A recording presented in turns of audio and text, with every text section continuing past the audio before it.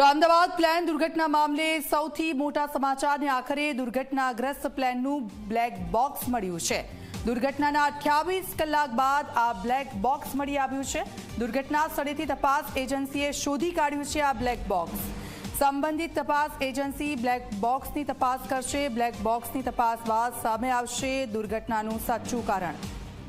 તો આપ જુઓ, આ બ્લેક બોક્સ જે મળી આવ્યું છે ને તેની શોધખોળ થઈ રહી હતી ને આખરે આ બ્લેક બોક્સ હાથ લાગ્યું છે ને હવે સાચું કારણ સામે આવશે કે શું થયું હતું આખરે એ કલાકો દરમિયાન।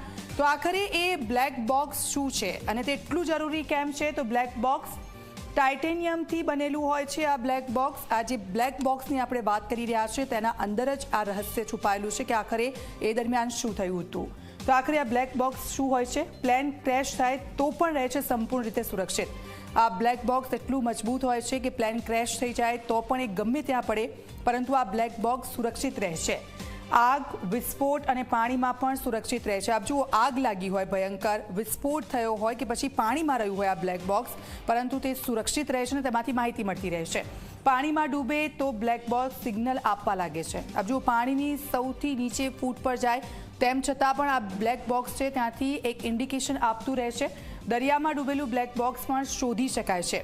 જો દરિયામાં પણ આ બ્લેક બોક્સ પડ્યું હોય તો તેને પણ શોધી શકાય છે। પાણીની અંદરથી 90 દિવસ સુધી આપે છે સિગ્નલ। પાણીની અંદર જો આ 90 દિવસ સુધી પડી રહે તો પણ તે સતત સિગ્નલ આપતું રહે છે આ બ્લેક બોક્સ। આ બ્લેક બોક્સની અંદર જ આખા પ્રશ્નોના જવાબો છે। ત્યારે આ બ્લેક બોક્સ આખરે શું છે અમે આપને કહી રહ્યા છે। 1 કલાક સુધી 1000 ડિગ્રી તાપમાન સહન કરી શકે છે। 1 કલાક અને 1000 ડિગ્રી સુધીનું આ તાપમાન આ બ્લેક બોક્સ છે તે સહન કરી શકે છે। 1 મહિના સુધી લાઇટ વગર કરી શકે છે કામગીરી।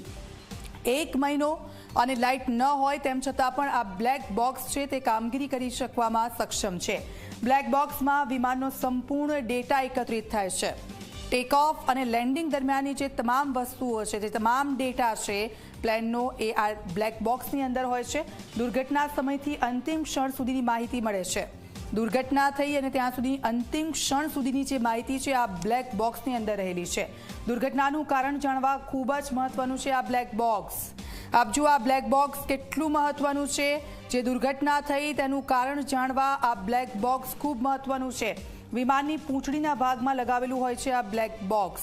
વિમાનની જે પૂંછડીનો ભાગ હોય છે, જે લાસ્ટવાળો, ત્યાં આ બ્લેક બોક્સ લગાવેલું હોય છે ને આખરે આ દુર્ઘટના બાદ આ બ્લેક બોક્સ છે તેને લઈ લેવામાં આવ્યું છે અને હવે આ બ્લેક બોક્સ છે તેની તપાસ થશે અને તમામ ડેટા એકત્રિત કરવામાં આવશે ને ત્યારબાદ સાચું કારણ જે વિમાન ક્રેશ થયું હતું તેનું સામે આવશે।